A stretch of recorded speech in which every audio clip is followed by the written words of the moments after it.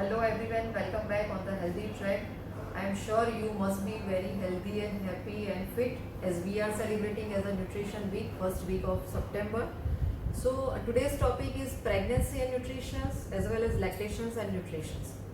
So पहले ही मैंने बताया कि हम nutrition week celebrate कर रहे हैं, जैसे हम फर्स्ट वीक ऑफ सितंबर में है तो जो प्रेगनेंसी है this is the most important जो भी एक सिचुएशंस और एक जो भी घटना हो रही है हर एक फीमेल की लाइफ में तो which is very precious part of the life.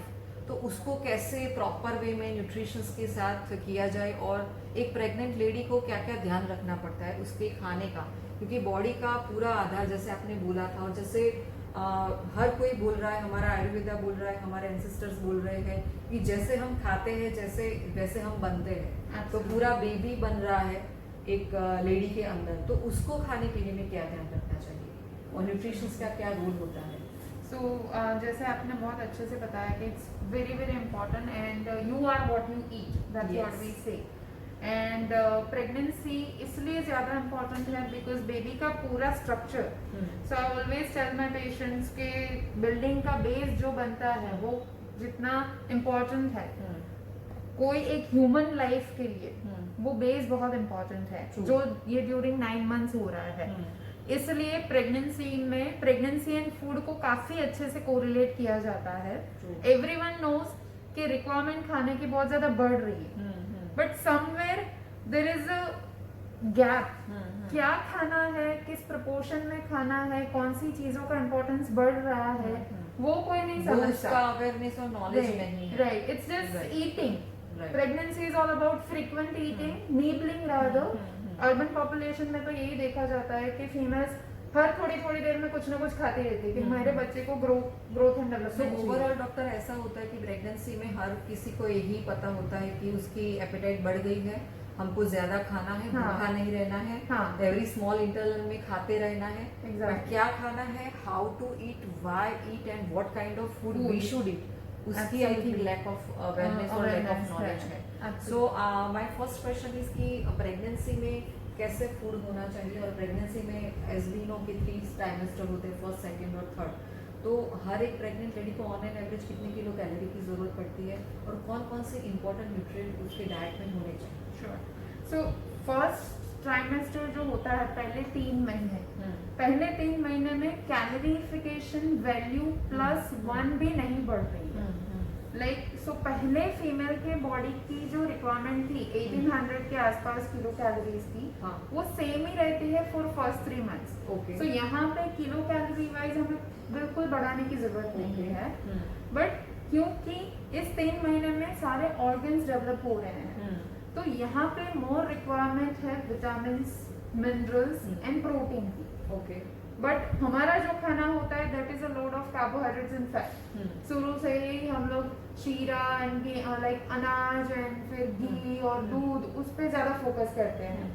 तो यहाँ से ही गड़बड़ी शुरू हो जाती है कि mother start gaining lot of weight और फिर बच्चे का वेट इतना नहीं अच्छे से बढ़ता है, बच्चे को इतना न्यूट्रिशन वैल्यू नहीं एग्जैक्टली। सो फर्स्ट ट्राइमेस्टर में the basic requirement is of iron, very very important. Iron 50% requirement बढ़ती है, vitamin B12, folic acid, calcium, vitamin D, ये सारी चीजों की रिक्वायरमेंट बहुत ज्यादा बढ़ जाती है। बट कहीं ना कहीं हमारा खाना डिमांड जो है उस हिसाब से सप्लाई नहीं हो रहा है, there is a gap. And second trimester and third trimester में फिर +350 calories only.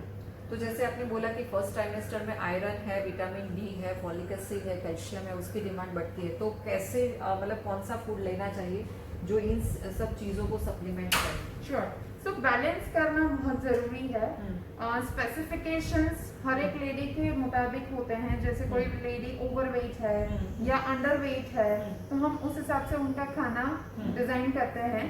But basically try करें कि दिन में 2 different fruits, time to time आपका जो खाना है वो निबलिंग नहीं हो रहा है, स्मॉल फ्रीक्वेंट मील्स हो रहे हैं विच इज एवरी 2 hours आप खा सकते हो ताकि डाइजेशन का अच्छे से टाइम मिले।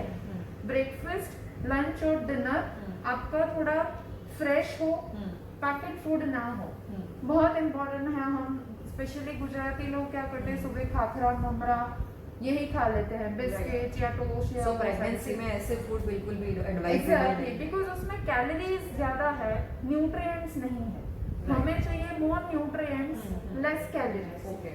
सो जैसे सुबह नाश्ता गरम गरम वेजिटेबल पोहा बना लिया, हाँ। वेजिटेबल उपमा है, मूंग दाल चिला है, बेसन चिला है, फिर बीच में मिड मील में आप एक फ्रूट खा Fruits लीजिए, खा लो, okay. फिर ड्राई फ्रूट्स ऐड करने चाहिए, सीड्स ऐड देन करने फिर आपका चाहिए। दोपहर में पूरा लंच आ गया, दाल रोटी Absolutely. सब्जी salads and all. Exactly. Butter milk और कर्ड भी वो खा सकते हैं। Okay. Yes.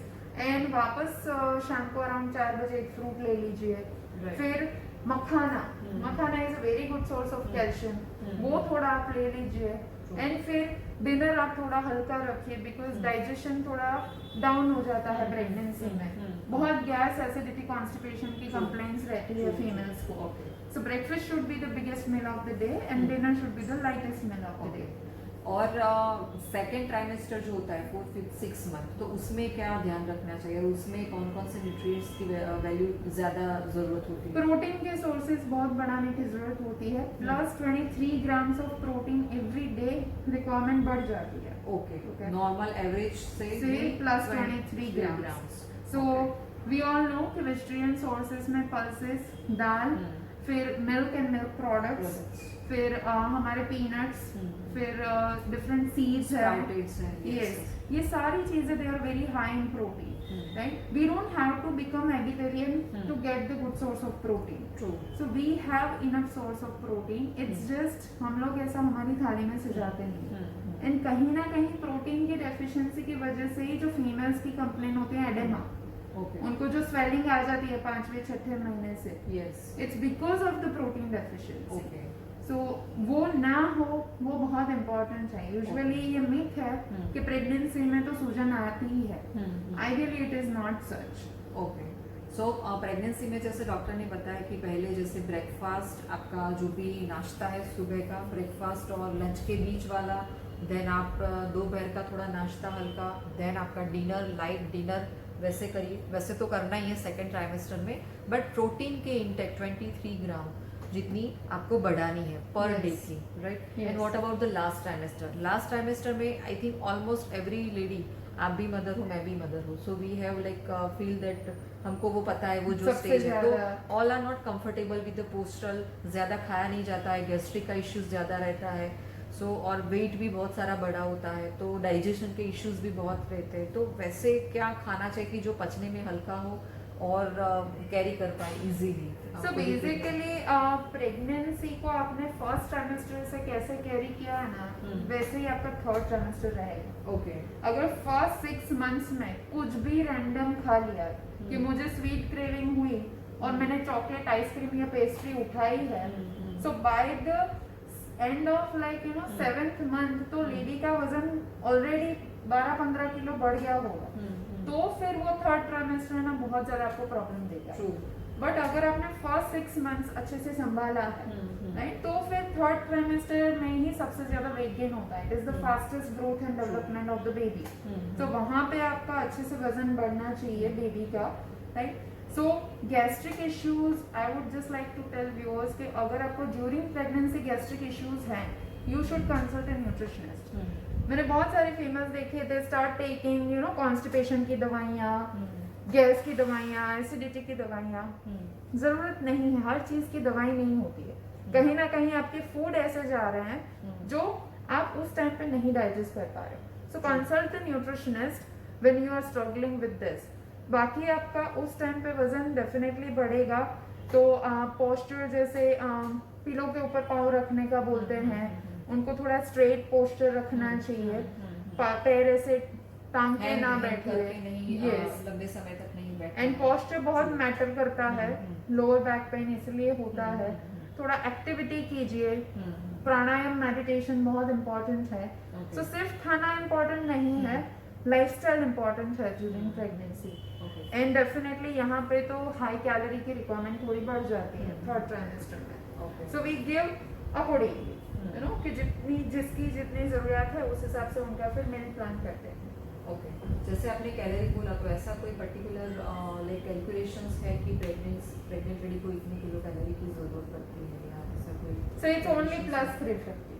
Okay plus 350 every day okay, plus 350 calories जो बेसिक आपके बॉडी की रिक्वायरमेंट है उससे ज्यादा 350 पर डे। हाँ, per पर day। डे की इतनी रिक्वायरमेंट Yes, होती है yes। और वो आप कुल मिला के कार्बोहाइड्रेट, प्रोटीन्स, विटामिन सब में डिवाइड करना होता है। वाटर आपका इंटेक है वो सब सब आप कुछ। डिवाइड कर दो। Yes absolutely. ओके, जैसे आपने बोला चॉकलेट, आइसक्रीम या पेस्ट्री या कोई भी स्वीट्स है, तो क्या वो बिल्कुल नहीं खाने, क्योंकि कभी कभी प्रेगनेंसी में बहुत खाने की इच्छा होती है, क्रेविंग्स होती है, तो मतलब तो ऐसा क्या स्वीट है, किसी को स्वीट पसंद है या ऐसा कुछ पसंद है, तो वो ऐसा क्या खाया जाए और कितने ड्यूरिंग, मतलब कितनी इंटेंसिटी में, शायद वंस इन अ वाइल और whatever once in a month, कैसे क्या आपकी क्या एडवाइस है? सेकेंड ट्राइमेस्टर के बाद जो थर्ड ट्राइमेस्टर आपने बोला क्योंकि कैलोरीफिक वैल्यू हम लोग उस टाइम पे बढ़ा रहे हैं, तो आप शीरा खा लो, बट गेहूं का शीरा मत खाओ, उसकी जगह पे राजगिरा का शीरा खाओ, Okay. रागी का शीरा खाओ, Okay. उसकी सुखड़ी बना के खाओ, ओके, डेट्स का लड्डू बना लिए, अच्छा, सो फिर पीनट्स के लड्डू बना लिए, तिल के लड्डू बना लिए, ओके, ग्रेनोला बार खा लिया which is not the readymade but homemade.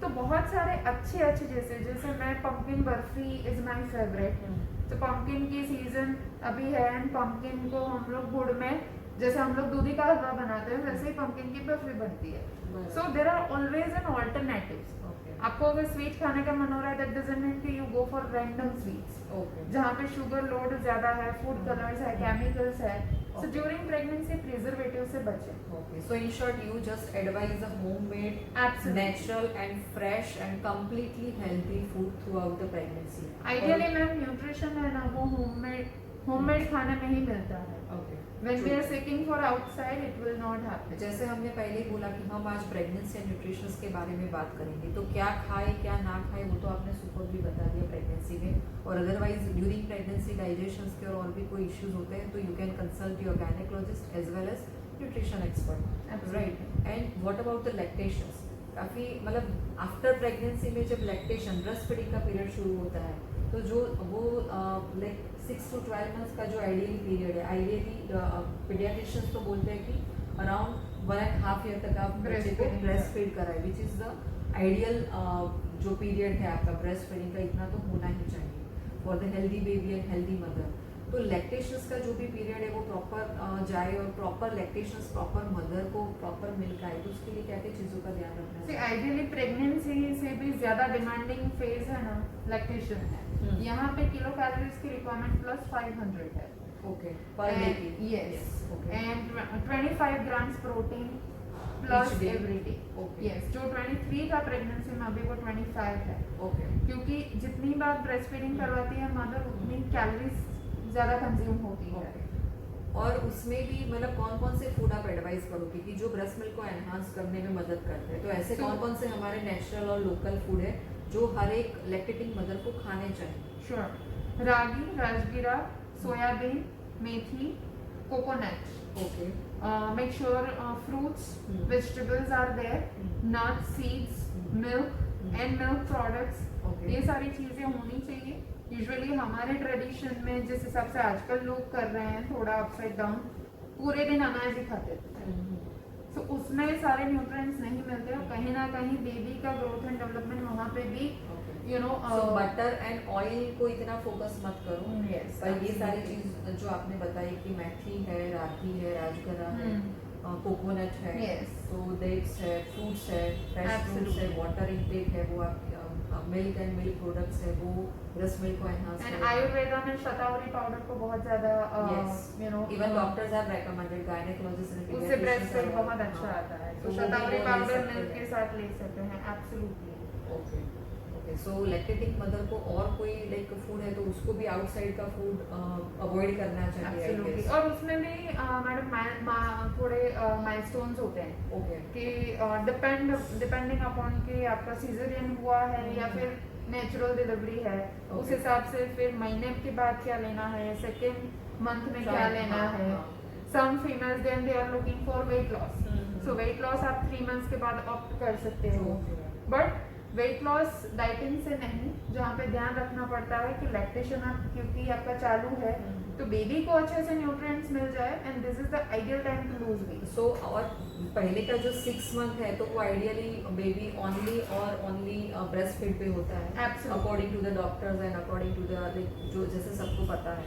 तो उसमें मतलब जैसे हमने सुना है कि ऐसे कौन से सीरियल्स हैं जो हमारे अनाज है जिससे ब्रेस्ट मिल्क एनहांस होता है, जैसे बाजरा है तो वो क्या? बाजरी है, हाँ। राजगिरा है। राजगिरा is the richest source of iron okay जो हम लोग सिर्फ फास्टिंग में ही खाते हैं। True. सो आइडियली उसका Intake बढ़ाना चाहिए routine में. Absolutely. True. And ragi is called as a poor man's milk. Okay so उसमें कैल्शियम मिल्क से भी कहीं गुना ज्यादा है। ओके सो और- वो उसका इंटेक थोड़ा बढ़ाना चाहिए। गेहूं का थोड़ा कम करो, जो है ज्वार है, जैसे आपने बताया बाजरी बाजरा है, है yes. किनवा है which is the richest source of protein, Okay. Oats है जिसमें फाइबर ज्यादा है। हम्म. तो अलग अलग जब हम ग्रेन्स लेंगे तो बहुत अच्छा रिजल्ट मिलेगा। Okay so I think doctors ने हमको सुपर नॉलेज शेयर किया for the specially for the pregnant lady and lactating mother के लिए कि कैसे खाना चाहिए, कब खाना चाहिए, कौन सा फूड नहीं खाना चाहिए और खाने में आपको छोटी छोटी चीज़ों का कैसे ध्यान रखना चाहिए। सो उसकी वजह से आप जो भी डिजीज़ है उसको अवॉइड कर सको। So to keep yourself and your baby completely healthy. So thank you very much doctor once again, as we are celebrating a nutrition week as a first week of September. So stay tuned with us on a healthy track. Thank you very much. Stay fit, stay healthy with Healthy Track. Bye bye.